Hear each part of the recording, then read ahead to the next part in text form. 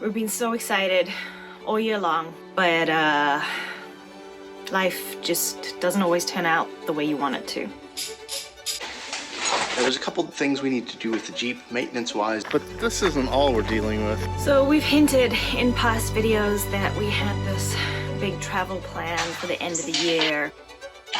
Oh, you haven't even told them about COVID yet? No.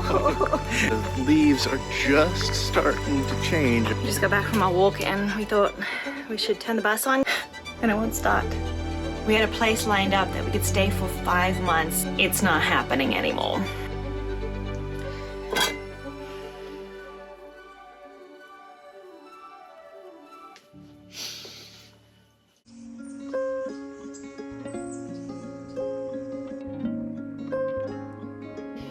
Hi, buddy. Hi, sweetie. How you doing? Hi, guys. So we've hinted in past videos that we had this big travel plan for the end of the year and we've been so excited about it, but it's not happening anymore.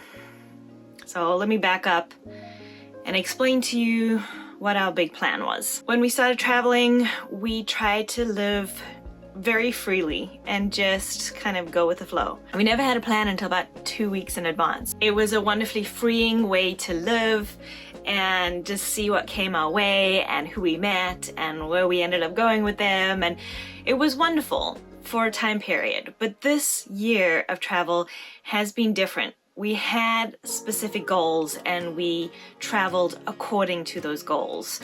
Mostly it was revolved around work, building my business, working towards our personal goals, and preparing for this big trip at the end of the year. I have always felt like Baja California Sur would be where we would end up having our winter home. We wanted to try that out and see if that would be a better fit for us to buy land for a winter home base. When we first started traveling, we didn't feel comfortable taking the bus into a foreign country and down the narrow roads, and the roads are really bad in places with big potholes. And now Dawn feels far more comfortable driving the bus. We've had a lot of friends now who've been to Baja and shared their experiences and where to stay and what to look out for, and we felt far more confident, so we were ready to give it a go. We had a place lined up that we could stay for 5 months where we could check out these 3 little towns that really seemed like we would fit in there.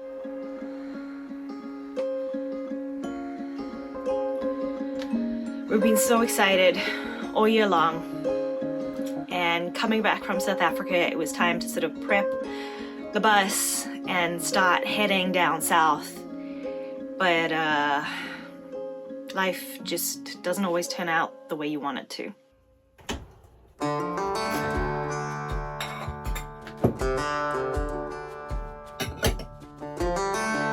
The plan was when we got back from South Africa, we would do any repairs and maintenance that both the bus and our Jeep need before heading into Mexico. It's so many miles to put on. We thought we should be in tip-top shape before we make that trip down there. Rather than trying to find mechanics in Mexico, let's just get all the maintenance done that we know we need while we're here.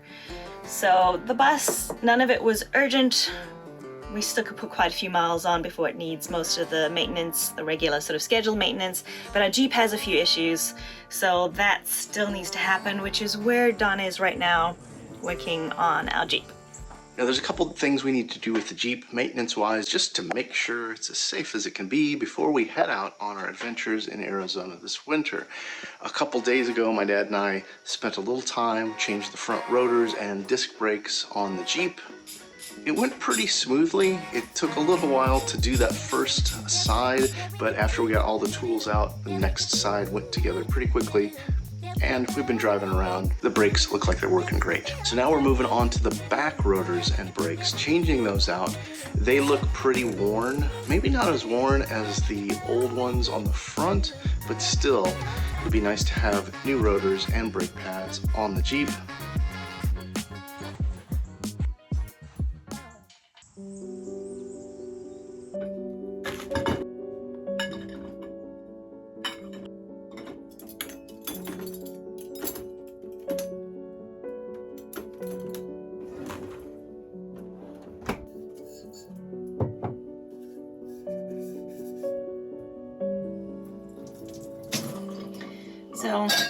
reason that we can't go to Baja is basically because I have some health issues, and it's actually been something that's been going on for a while, and I tried to see a doctor about it in Tucson about 10 months ago, and he kind of just dismissed me and said, oh, I think you just have acid reflux, just stop eating spicy food. And I was like, I don't think that's it.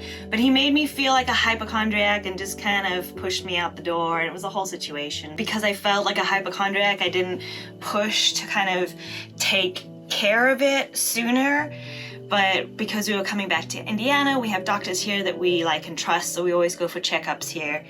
And so I thought I'd bring it up again when I was here, and my doctor here immediately said, what you're explaining sounds like you have a stricture in your esophagus. It's kind of like scar tissue. It's a hardened area that is narrowed in your esophagus, which is the pipe that you swallow food down that goes into your stomach. So he sent me off for a swallow test, which is basically an x-ray. They make you swallow this liquid so they can x-ray your esophagus and stomach, and yeah, it came back that I had a 7mm stricture. Anything below 13 millimeters is considered serious, like a big issue. So I then went for an endoscopy, and they did biopsies. The good news is no cancer. The bad news is I have a chronic immune disease, which honestly, it's not a surprise at all. It's exactly the result that I expected when I kind of looked up the causes of strictures, because this is something I've struggled with my whole life.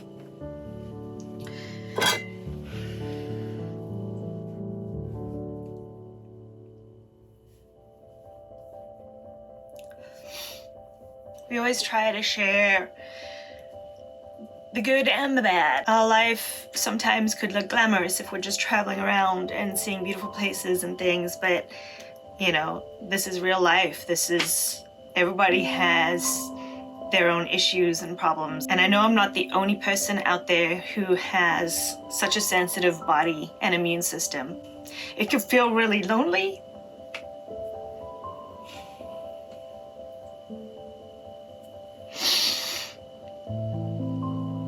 So I have no problem sharing with you what it is that I'm going through, because I know somebody else out there watching might be experiencing something similar. But I have eosinophilic esophagitis, which basically means my body is sensitive to allergens, and it has these like allergic reactions. A buildup of these white blood cells called eosinophils build up in my esophagus, which causes inflammation and the stricture, is my understanding. And it's not a simple allergy. It's not like I'm allergic to peanuts and then I go into anaphylactic shock and it's clear and obvious what that allergy is. And the allergy could be anything from food to dusts and pollens to environmental factors. And it's not an easy thing to just be like, you just cut this out of your life. I'm sensitive to multiple things. And this is a road I've been down for years. I have struggled with food intolerances my entire life, from far more scary reactions. When I was a baby, I've shared before, my throat completely closed from dairy, and I had to have a tracheotomy where they put a pipe through here so that you can breathe through the pipe, to digestive issues, to hives, to turning red in the face. And I actually carry an asthma pump around because sometimes my airways do constrict. So this feels to me just like my body's just found another way for my immune system to freak out, because I keep trying to take care of the one problem and I find a solution for it to manage it, and now it's found another way to say we're still sensitive to all these things all around you. Long story short, I'm on a hugely restrictive diet, cutting out all the known foods that I have tested as intolerant for, plus all the foods that could cause irritation in my esophagus. But I'm on medication, which I actually think I'm having an allergic reaction to. Try to cover it up, but if I look a little puffy and red in the face, that's because I've got some hives on my face and a rash on my arm, and I feel like crap, but I don't know if it's from food or medication or what. Right now I just don't feel very good. I need that stricture dilated, and they have to get the inflammation down before they can dilate the stricture. So in a few months' time, I know I'm going to have those procedures, and we felt more comfortable just doing it in the US rather than trying to navigate healthcare in Mexico on top of all the other things that were being new. Followed along a YouTube video that kind of walked us through the process. Just getting all the tools out and figuring out what we needed was the hardest part until we hit a big snag. So this part right here is called a rotor screw, and it's stripped out on us. From what I understand, it's not uncommon. I think my uncle's has a Jeep Cherokee like ours, and when he changed his brakes and rotors, it stripped out on his also. Unfortunately, we're trying to remove that screw with an extractor set. The extractor bit broke off inside of the screw. So now our real options are to try to heat it up and drill it out and just try not to hurt the threads up in there. We're able to locate a pack of 4 of these rotor screws. It's about half an hour away. So I'm gonna try to get to working and remove this bolt. My dad's gonna run some errands and grab that new rotor screw for us. Fingers crossed. So I tried to drill out the screw, and boy, it was hard because of that extractor bit was in there, so it was super hard to drill into it. Tried with a couple different bits, finally got the big boy drill out, drilled into that. As you can see, it's just not doing much. There's not much coming out of it. Eventually my dad used a chisel, hammered into it, got enough of a grip that we can unscrew it with the screwdriver here. You can see how mangled it was by the time we were done with it. And finally, we were able to remove that stupid rotor and get the new rotor in place. So while my dad's out running some errands, we thought we'd get out, stretch our legs a little bit, and enjoy the beautiful day. It feels like fall. It's so nice out. Oh, it is wonderful. The weather for September is perfect right now. Often it's like we get this last heat wave here in Indiana in September, but it's like fall weather. It's beautiful. Yeah, the leaves are just starting to change. Every once in a while you see a yellow or an orange leaf on the ground. And I don't mean to be a negative Nancy in this video. Like, I know things could be a lot worse for us. But this isn't all we're dealing with. It feels like, you know, like stuff always comes at you all at the same time, and there's been a whole storm brewing around us, which, you know, we don't share every little detail of our life, but we will share that we also got COVID. We've just recovered. Oh, you haven't even told them about COVID yet? No. Oh. Yeah, we were knocked out for a good 2 weeks each, overlapping, so. He got sick first, and I was a week behind him. So it was 3 weeks total that we were just out of commission. Luckily, we were able to get some steroids. It's the first time we've ever had COVID and gotten steroids, and it felt like we were getting so much better. Yeah, that helped a lot, but as soon as the steroids run out, the fatigue, whoo. Yep, you're back to feeling like you're really sick again. It's no fun. And Don was he made fun in the last video, in the edit, installing the new batteries. He was making fun of his brain fog because he couldn't think of the words. You've got your bolt and a thick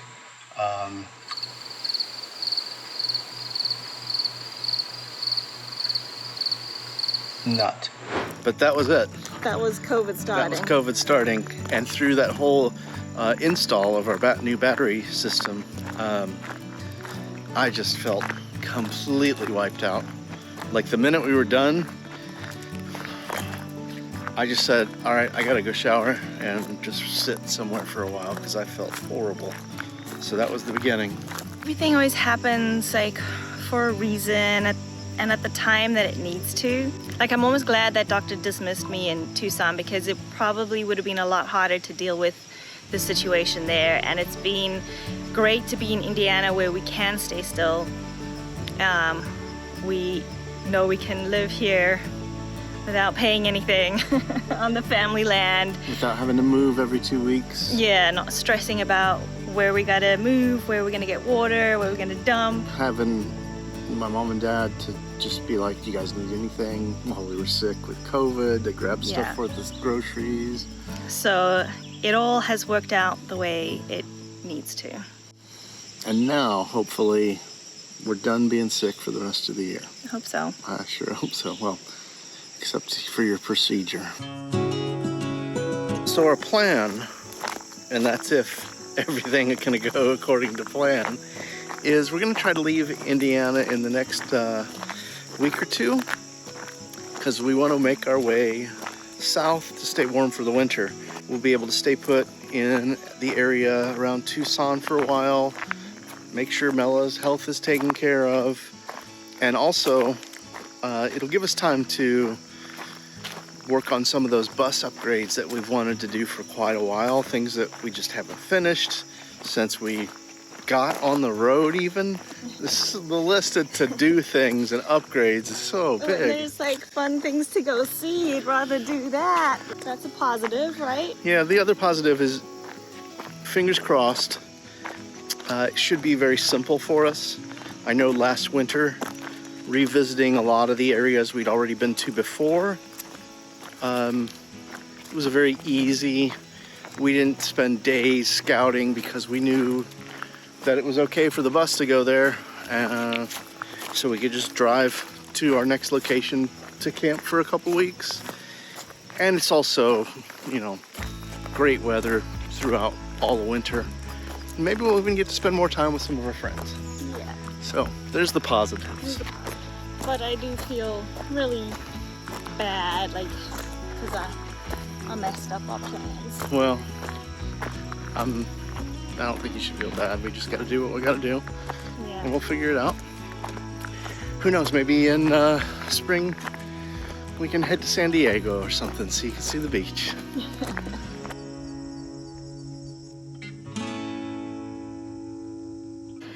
We just got back from our walk and we thought we should turn the bus on because while it's stationary, we still just turn it on to get everything running.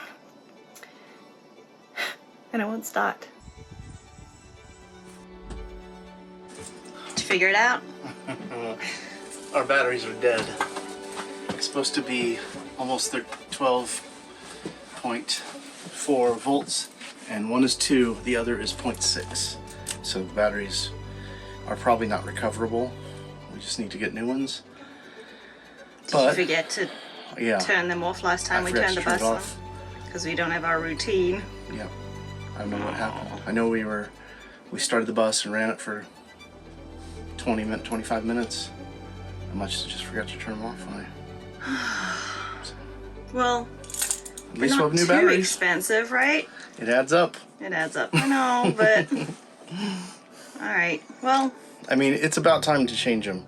it is. Yeah, like in the next 6 months, we would have had to change them anyway. So. Okay. Life is always going to be full of ups and downs. And while the downs are hard, we try to practice gratitude and notice all the beauty that surrounds us. I'm glad I finally have some answers to explain the strange immune issues I've been having. I'm sure my journey is far from over, but that's okay. It took 25 minutes to do this side so far. Of course, we didn't have to chisel any bolts out. That's the nice thing about it. Yeah. We're grateful for our beautiful tiny home. We're grateful that we get to explore the country. And we're grateful you're joining us on this journey.